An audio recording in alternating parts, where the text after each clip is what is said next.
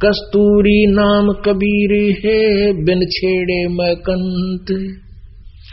आद अंत की कहते हूँ, पटतर कोई न संत, कि उसके बराबर कोई संत नहीं है। ये आदि और अंत का सारा ज्ञान तुम्हें बता रहा हूँ। कबीर जी, गरीबदास जी बताते हैं। चिदानंद चंदन कला अवगत लहर उठंत,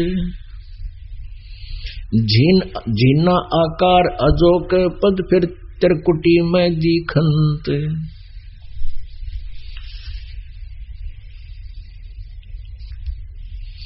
नैनो मद निरखत रहे, ये अवगत नाम कबीर, बेड़ा पार लगाए हूँ सुरत सरोवर तीर। दो नैनो बीच कमल है, उजल हिरंबर धाम, शेष शेष पुनरटत है, जिन्होंने पाया राम।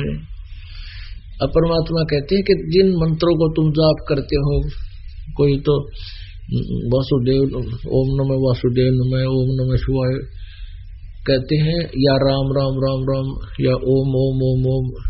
अब परमात्मा कहते हैं कि आप कहते एक जीव और शेष नाग के दो जीव हैं, और 1000 उसका मुंह एक बार में 2000 जाप कर रहा है, राम राम ओम ओम। अरीब तय उसने ना पा लिया, क्योंकि वो नाम नहीं सही जो परमात्मा प्राप्ति के हैं उनके पास। और तुम्हारे एक जीव तो तुम कैसे उस मालिक को इस रट का पालोगे? हम बताते हैं उस मंत्र से उस परमात्मा प्राप्ति होगी।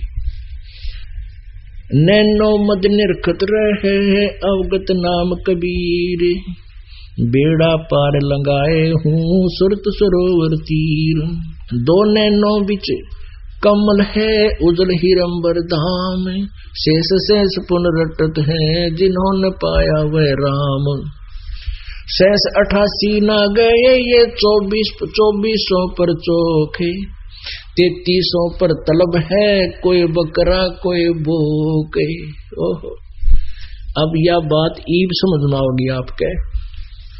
शेष 88 ना गए और 2400 पर चोखे, 3300 पर तलब है, बने कोई बकरा कोई भूखे। परमात्मा की अमरवाणी बताते हैं कि 88,000 ऋषि भी पार नहीं हुए, क्योंकि उनका ज्ञान आपने देख लिया। और 2400 पर चौक है, ये 24 अवतार बताए जाते हैं, कहते इनकी भी 92 माटी। और 33 करोड़ देवता बताते हो, 3300 पर तलब है, बने कोई बकरा कोई बोके। 84 लाख योनियां हम जाओगे, कोई बकरा बनेगा, कोई गधा बनेगा, कोई कुत्ता बनेगा। शेष 88 5 में 2500 को मैं पूछे, ये तो स्थिर है नहीं, कबे मुकाम कबे कूचे। 10वां जो अवतारे है वो हिमालय का नीरी, बोतक गोते खावेंगे सतगुरु कहे कबीर। हिमालय का नीर क्यों करे? जैसे पहाड़ के ऊपर जबरदस्त वर्षा होती है तो वो जल थोड़ी देर टपका है, बस वर्षा होगी इतने, बाकी फिर नीचे आ जाता है। अर्थात एक बार तो ये उच्च पद प्राप्त करते हैं, अवतार बनकर आते हैं और फिर 84 लाख योनियों में भटकते रहते हैं। ना सतगुरु जननी जन, गरीबदास जी परमात्मा को आंखों देखकर बता रहे हैं उसकी सारी महिमा को। ना सतगुरु जननी जन, जाके मायन बाप, पिंड ब्रह्मंड से रहित है, नावा तीनों ताप। शब्द संदेशा कहते हूँ बिन बिन भेद विचार, इनको माया जानियो ये 9-10 अवतार। अब यहाँ माया का अर्थ है काल का जाल, माया माने जाल। शब्द संदेशा कहते हूँ बिन बिन भेद विचार, इनको माया जानियो ये 9-10 अवतार। ये काल का जाल है, 9-10 अवतार होंगे, काल के जाल हैं, काल की माया से है ये। अब माया कैसे, जाल कैसे है कि जैसे श्री कृष्ण ने कंस मार दिया और श्री कृष्ण विष्णु अवतार थे, अब पूरा मानव श्री कृष्ण जी को हीरो मान के और भगवान मान के, समर्थ शक्ति मान के, क्योंकि कंस जैसा दुष्ट राजा सबको दुखी कर रहा था, उसको मार देने से सब ने राहत की सांस ली। और सारे के सारे श्री कृष्ण जी उर्फ विष्णु जी के ऊपर आसक्त हो गए कि तो भगवान ने पड़ा है। यू था जाल शब्द संदेशा कहते हूँ बिन बिन भेद विचारे, इसको माया जानियो ये 9-10वां अवतारे। 9 आलिए 10वां और कहते सारे काल के जाल हैं इन। और यहाँ इतना इस तत्व ज्ञान के अभाव से यही प्राणी इतना नीच हो जाए ना, आगा पीछा देखता माया माया। जैसे अब वर्तमान में केस अतिथि गुजरी है, किसी भी क्षेत्र में देख लो, किसी राजनेता ने देख लो कि तो ये घोटाले हो रहे हैं, किसी भी क्षेत्र में देख लो, माया को मैं इतना दोगे आगा पीछा इज्जत बेइज्जती कुछ नहीं रही। और इतने अन्यायी होते जा रहे हैं वर्तमान के जितने अधिकारी कर्मचारी हैं, वो आगा पीछा नहीं देखते। और एक बार ऐसी स्थिति थी इन राजनेताओं की, यानी अक्षत्रियों की होगी थी, ये बहुत दुष्ट हो गए थे। उसमें ऊपर तक काल ने भेजा परशुराम जी, और परशुराम ने ये ऐसे काटे जैसे वृक्ष ने काटे न पत्ते झाड़ा करें। अब यह आदमी या तो ज्ञान तो माने नहीं, फिर काल के पास यू समाधान है कि तो फ्लड आ जाएगी, कि तो और भूकंप आ जाएगा, नौ समारेगा है, या फिर यू 10वां अवतार आवेगा नीकलंक, और फिर इन सब ने काटेगा जैसे परशुराम ने काटी थी, तलवार लेकर होगा बहुत बड़ी और सब ने काटेगा। क्यों यूं तो मानने को नहीं, मानने जो गिर रहे को नहीं, ज्ञान से मानते हैं। अब ये ज्ञान एक बार सबको मनावेगा, जो युदास के द्वारा परमात्मा ने ज्ञान प्रचार करवाया है, ये पूरे विश्व में फैलेगा। और इस ज्ञान के आधार से फिर देखियो आप करके दिखाइयो 2 नंबर का काम, लेकर दिखाना रिश्वत, ऐसी लोकति जहर दिखाई देगा आपको, क्योंकि हम ज्ञानहीन हो गए, अध्यात्म ज्ञान रहा नहीं, हम कति आगा पीछा नहीं देखते, विष खा रहे हैं ये 2 नंबर का काम करके और माया के पीछे दौड़ के। तो फिर वो कहते हैं 10वां अवतार आवेगा, वो फिर ऐसे काटेगा। कृष्ण कन्हैया राम है ये बलिबावन अवतार, हिरण्यकशिपु नरसिंह है ये काल के विस्तार। वो तो अचल अनूप है नूरी देह शरीर, वो परमात्मा तो नूरी शरीर वाला सतलोक में विराजमान है। और करता हो अवतर ये काल के रघुवीर, कहते भगवान बन का अवतार धारण करते ये काल के रघुवीर। धरता को करता कहें बड़ा अंदेशा मोहे, पारस पद भेंटा नहीं जिसको कहिए लोहे। लोक अलोकम दीप सब पूर्ण पद प्रकाश, दौर धरनी सब जावेंगे थिर सी आकाश। अब परमात्मा बताते हैं कि हम कैसे सतर गिर गया हमारा। हम सतलोक से जब आए आप लाल थे, लाल आप हंस थे, आप किसी का बुरा नहीं करते थे, आपस में प्यार में रहते थे, प्यार से। लेकिन काल ने यह बात सुहावे नहीं, क्योंकि ये अगर यहाँ विचलित ना होए, दुखी ना होए, इनके अंदर कोई विकार ना घुसोड़े तो ये भगवान बदलेंगे। तो हमें दुखी करने के लिए हमारे लिए इसने सारी व्यवस्था कर रखी है। जब तक हमारे अंदर सतलोक से आए, जब हम शक्ति भक्ति से परिपूर्ण थे, फिर इसने हमें रखा अपने सतलोक, उस ऊपर के लोक में, ब्रह्मलोक में। वहां इसने बड़े सुंदर पदार्थ बना रखे हैं, बड़ा नाचना गाना मारे में तो बना दिए कोई स्त्री पुरुष यहाँ के, और एक दूसरे को वहां फिर रख दिया टैक्स कि तुम्हारी पूंजी है, इस होटल में रहोगे तो ये किराया है, इसमें रहोगे ये इसका चार्जेज है। तो हमारे पुण्य खत्म जब हो लिए, फिर इसने या पृथ्वी रूपी जेल बना रखी है, यहां पटक दिए। अब क्या बताते हैं, मेरे हंसा भाई हंस रूप था जब तू आया, कबीर परमेश्वर जी हमें समझाते हैं कि मेरे हंसा भाई, ये मेरे हंस है, मेरे लाल, तू हंस था जब तू यहां आया, अपना स्वरूप भूल मैं भूला, ताते जीव कहाया। मेरे हंसा भाई, हंस रूप था जब तू आया, तू वहां से आया थी, इतना विकारी नहीं था तू। और अपना स्वरूप यानी तू कौन है, कहां से आया है, या भूल जाने से तू यहाँ जीव बन गया कि रोटी खाते हाथ जोड़ता फिर नकली भगवान आ गए। अब क्या बताते हैं, लाल से हीरा भया, हीरे से भया मोती, मोती से शीशा भया, जब बेसरा जात और गोत। के लाल तो हीरा बन गया, हीरे तो फिर मोती बन गया। यहाँ सतयुग में जब आते हैं प्राणी तो वो भी बहुत, कलयुग में जब सतयुग में जो जन्म लेते हैं वो भी बहुत अच्छी शांत स्वभाव के होते हैं। और फिर कहते हैं यथार्थ भक्ति ज्ञान ना होने से, परमेश्वर का सही मार्ग ना मिलने से, और कहते हैं फिर तो मोती से शीशा भया,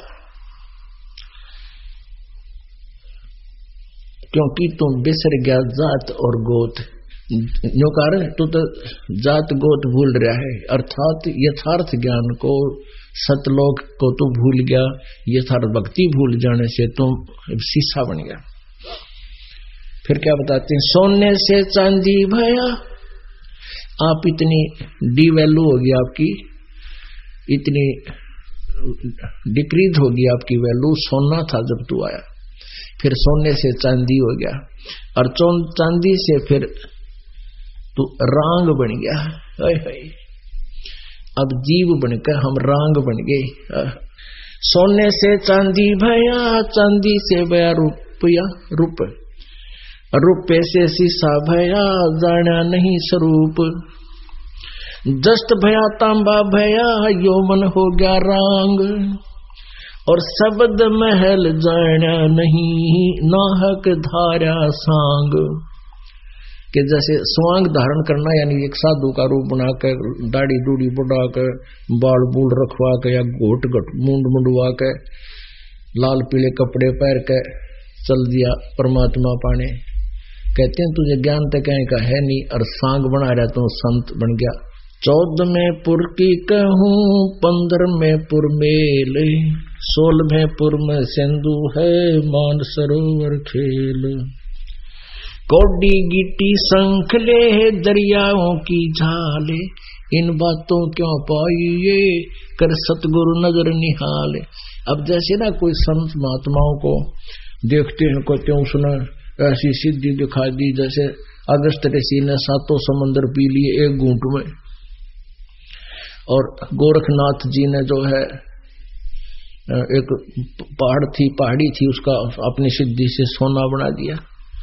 परमात्मा कहते हैं ये तो जैसे इस परमात्मा रूपी शक्ति की, भक्ति की झाल है, और इस झाल में ये संखले, ये घोगे चुगे हैं ये लोग। समुद्र जब झाल मारता है नीचे से, साइक्लोन आता है, तो वो बहुत नीचे से जो है ना मोती, हीरे और शंख बाहर फेंकता है, ये छोटी छोटी शंखले से, सीप के टुकड़े से, खोखे।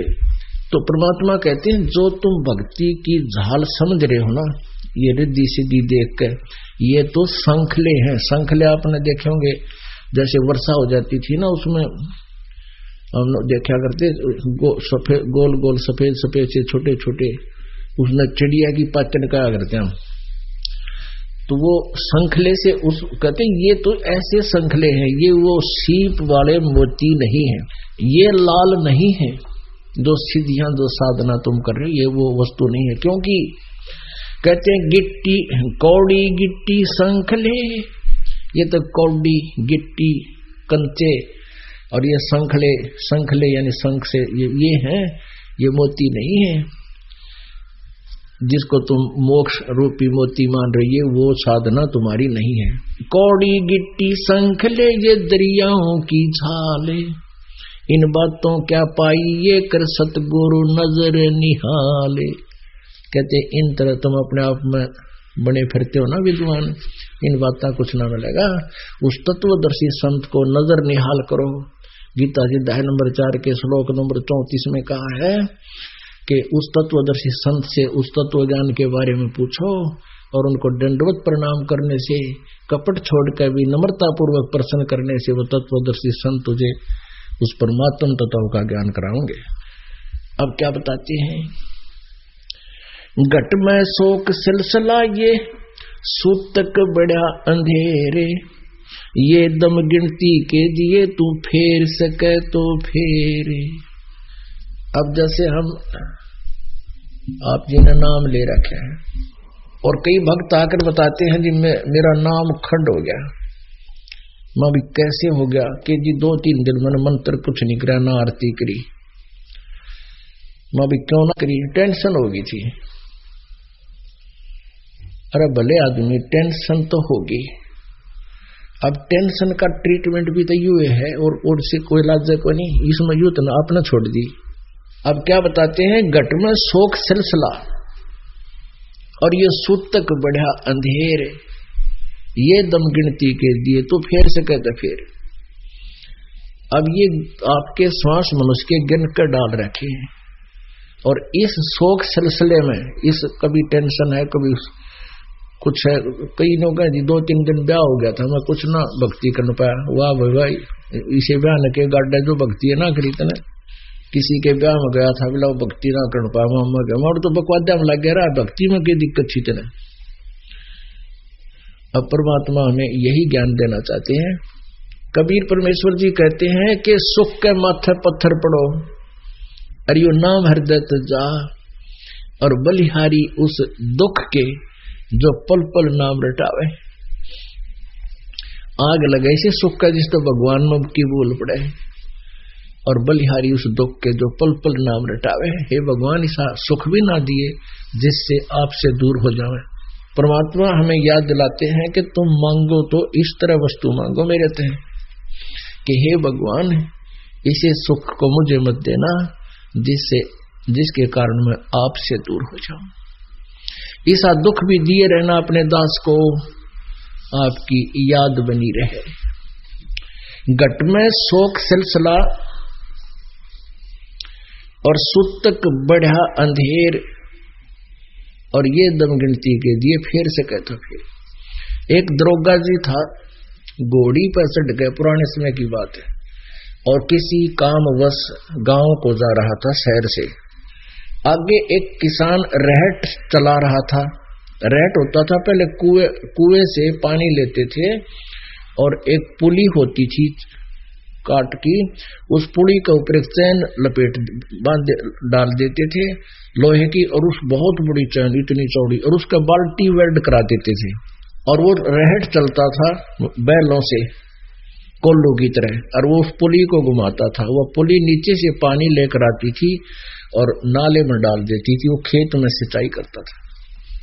और उसमें आवाज बहुत आया करती, क्योंकि लकड़ के जुगाड़ हुआ करते, वो चरड़ चू ची चू चला करते। अब दरोगा जी ने देखा, घोड़ी ने दूर से देखा पानी चल रहा है, उसको प्यास लगी थी, दरोगा जी को भी प्यास लगी थी। अब दरोगा जी ने घोड़ी को उधर कर दिया जिधर पानी था, जल निकल रहा था कुएं से, रहट से। तो वो निकट आई घोड़ी, तो वो ची चू की आवाज ने सुनकर दूर फड़क कर बाज गई। अब ऐसा तो ने जोर से गुस्सा में आवाज लगाई, रे ओ रहट वाले, इस चू को बंद कर, मेरी घोड़ी डर रहा है। अब किसान ने वो रहट रोक दिया, बैल खड़े कर दिए, रुक गए, चू बंद होगी, घोड़ी निकट आई।